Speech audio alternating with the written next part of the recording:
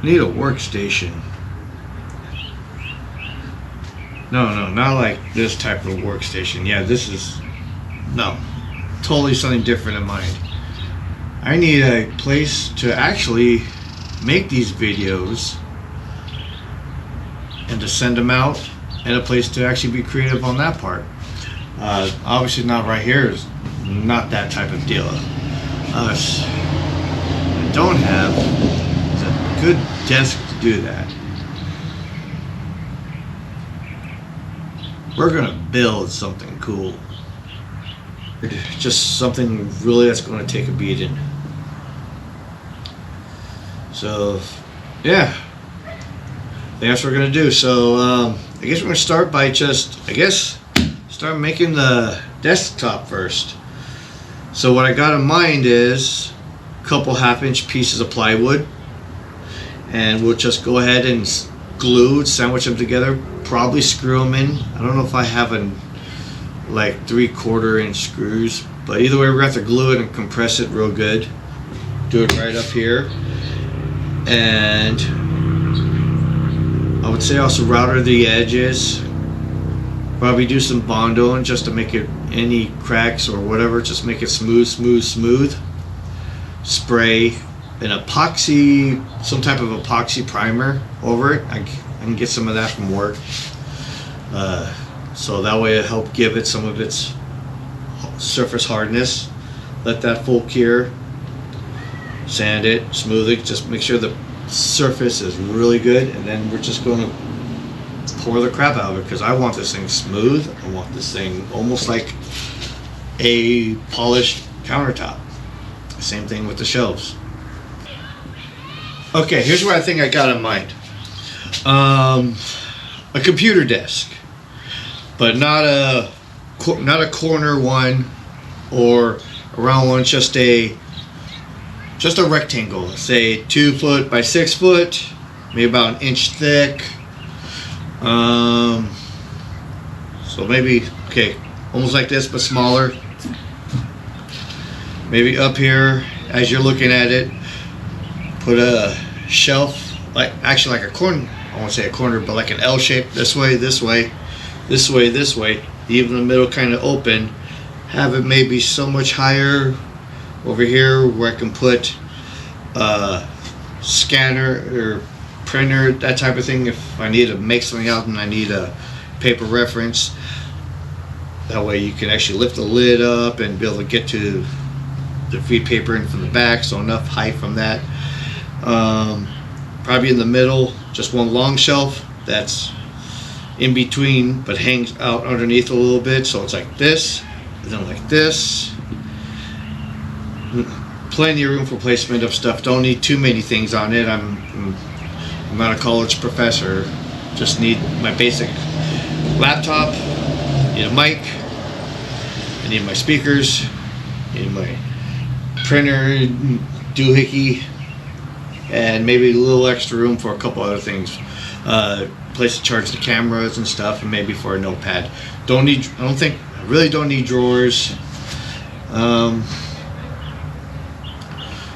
I think for the surface, something I wanted to kind of do is, I see videos out there of acrylic pours. Usually it's a bunch of ladies that do it. That's fine, no problem with that. It's all artsy, except a lot of the ones I see are done on stretch canvas like Bob Ross. But not Bob Ross, because you can't beat the devil out of acrylic pours. The other thing I've seen before too that's kind of interesting, that's similar, is epoxy pours. It's almost similar, except on these acrylic pours they seem to take these canvases or whatever and tilt and pour and let it flow off. The idea is basic. It's you load enough paint on it and just let it flow, whatever they blend and shift, whatever. And either on different methods on how to pour it. I've seen holes in cups flipped upside down, cups with ping pongs in it, people playing with beer cups and then drinking and stuff and then pouring in beads. I've seen whatever you name it being dragged in there, pulled in there, swiped in there. So I don't think there's anything you cannot do. So I understand that's the artistic side of it. It's just to be creative, use your imagination. I don't think you can really go wrong except how it dries. I've seen that They've been that there are paint issues with cracking, which, as being a professional painter, a glorified spray painter actually, hence the crap it paints. One of the things that usually tends with a cracking is really thick, and that's kind of obvious because it may say dry, how long it takes to dry on the bottle or the can or whatever. That's on the surface. What's still inside of it is what is known as curing. That's its dry time. That's why there's usually always it has two different dry times on a bottle of paint, a can of paint, whatever spray can. They always say dry time and cure time. Dry time is you can kind of touch it. Cure time is when it's fully dry, solid, and you can do other stuff to it. If it's not fully cured and you're trying to mix two different types of paints on top of each other, usually it's not a good idea no matter what part. But you definitely can't mix, like, let's say an oil base and a water base on top of each other, especially when the base coat is not fully cured. If it's not fully cured, it can chemically react, not only also cracking, spider web and separating, bubbling. Also putting too much paint on here is what we call fish eyes. I think in the acrylic pour with you ladies, whatever, it's bubbles are usually in there in the form of mixing an air in there, which is why I've seen why you get rid of it with heat gun blowtorch, because you're kind of popping it. Another thing you can reduce bubbles is if you have a way to vacuum it out. I kind of thought about this. Probably you can vacuum out air bubbles is if you can get yourself one of those big giant space saver bags where you put in like blankets and stuff and you want to store it, and probably also like a shallow type of tote. I don't know, really it depends on how big container your main mixture you're going to pour out of is, but generally the idea is you take like a shallow tote. Let's say you got a cup of whatever, epoxy or acrylic made up, or mini cups. Kind of, get a tote shallow, like set them all in there, and probably put like the lid on it, but with a hole or two or something on the side. Slide that into the bag and vacuum it. But you got to make sure that hole doesn't get plugged from the bag to continue sucking the air out. The point is, you want the vacuum bag to vacuum the air out, but yet not compress itself and squeeze itself into your paint mix where you just have a mess and you have a problem. It's just so basically your paint's not going to get hit or crushed by the bag or something else. The other thing you can do, what I think I'm going to end up making in another video, unless I've already have and you're already seeing it or whatever, I'm going to make out of an old paint pressure. This is the idea of another build. I'm gonna take, this is a pressure paint pot, an old one that I use at work. It's either that or it's going to eventually get thrown out. So this thing takes positive pressure. That's what it was designed for. What a pressure pot system is when it comes to paint is you over pressurize it, and just like well, the whole point is you overpressurize it, pushes the paint through a tube and out through the paint lines and out through a spray gun. Basically, you're just forcing it out by pressure. I'm going to reverse it because I don't need the original top for it because I'm not adding air. I'm going to take it out. Get a thick piece of plexiglass, probably about 1/2 inch over the top, and put like a matching rubber seal. Reuse these, clamp it down.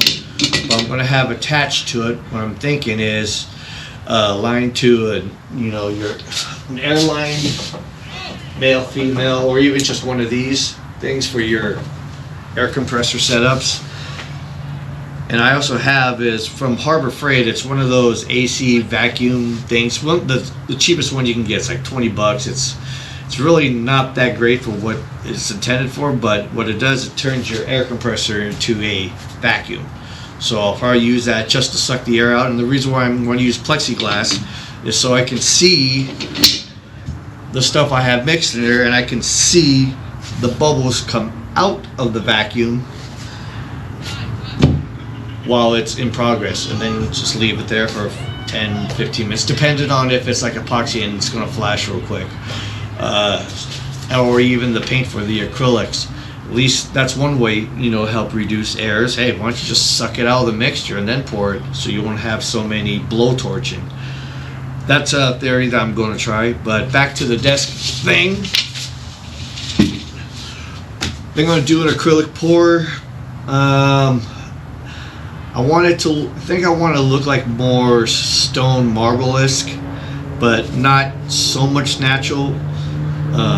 Usually natural marble is more on the light side, like quartz and that stuff. I'm thinking I'm going reverse. I'm going dark, basically a black base, mainly black, and I think with just a bunch of metallics, gold, silvers, stuff in the grays, maybe stuff in the reds. And I don't know how I want to pour it. I guess part of the word is dirty pour or whatever. I don't know. This will be my first acrylic pour attempt on something on my own, on something large. And this is where I'm thinking on starting to add in what they do for epoxy pours, which is usually floors and countertops. It's like, yeah, you're not going to do this with that shit. So this is kind of like the best of both worlds, or the worst of both worlds. Figure out a type of pour. See if I can move it a little like they do or not, and just let chance on be how it looks. I think that's part of the thing about pours is randomness. And like I said, I want it more stone. I don't want to look organic. I see a lot of videos with cells. Yeah, it's cool. It's really neat, but that's more of an organic look. I'm not going for an organic look. So with later in this progress, we'll do a whole acrylic pour type thing. We're going to experiment with some of the advice that I've seen you people out there made, and try different mediums. I'm thinking of the Elmer's glue all as the medium with distilled water, whatever I can to not get cells. Her Floetrol is good for a medium, but I also hear that it also makes cells along with whatever silicone base, like if you have the silicone WD-40 or whatever. But I'm trying to go no cells as possible. And of course, no bubbles as possible in a vacuum method, but if I have to torch it or heat gun it, you know, so be it. But I guess the first thing we have to do is we're going to have to build the desk and shelves. I don't know what I want to do for legs and supports though. I want to do something off the wall maybe. I really don't know.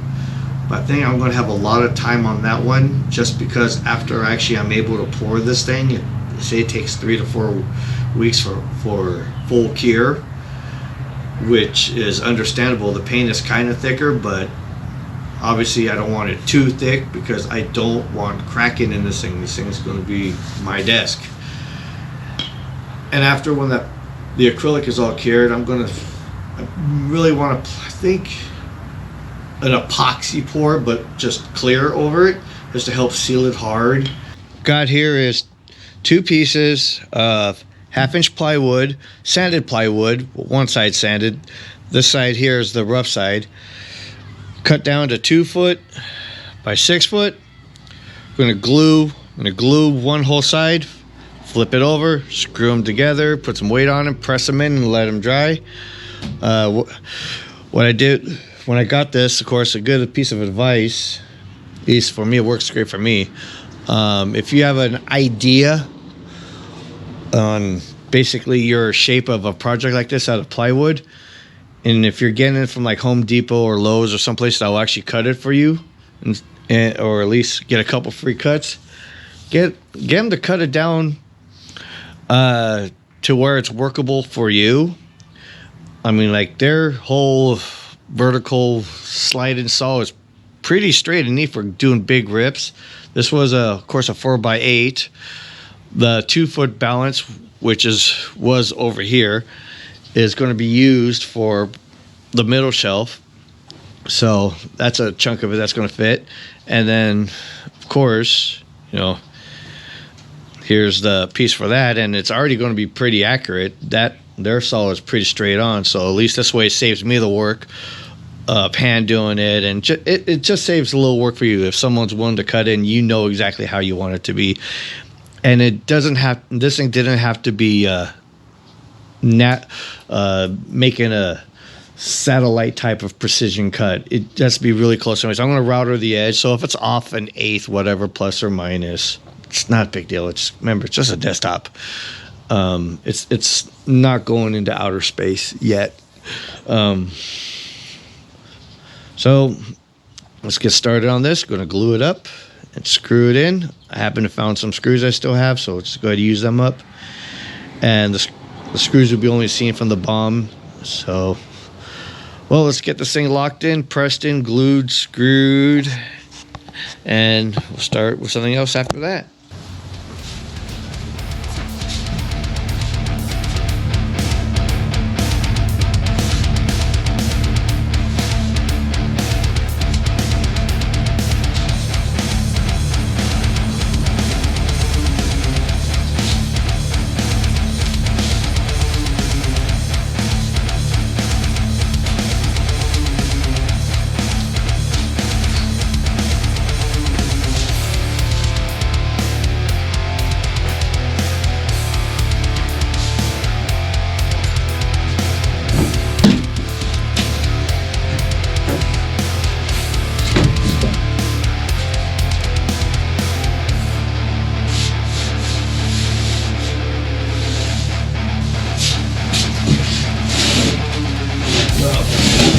The only reason why I'm flipping it is, even though both sides are technically sanded, just kind of wanted to pick which I think visually would be the smoothest side. I think this is the rougher side, so I'll kind of like designate it on it just because it's just some little crap right here. So it's just a little extra prep I have to do. I'll be doing more prep if this one's going to be the top.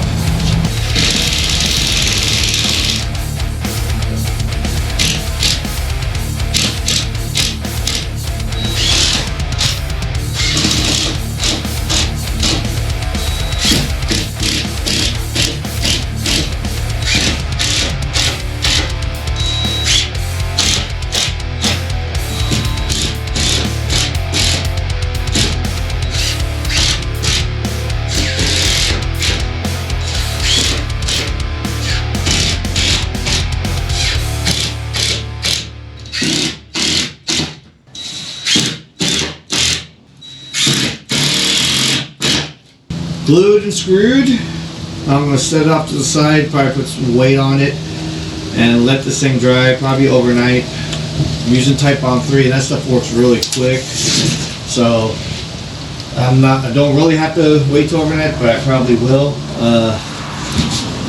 So what I'll probably do right now is get the shelf pieces cut that I don't have to double up or whatever, and go from next there. Probably do some bondoing. I gotta check my bondo's still any good first. But that's what's next.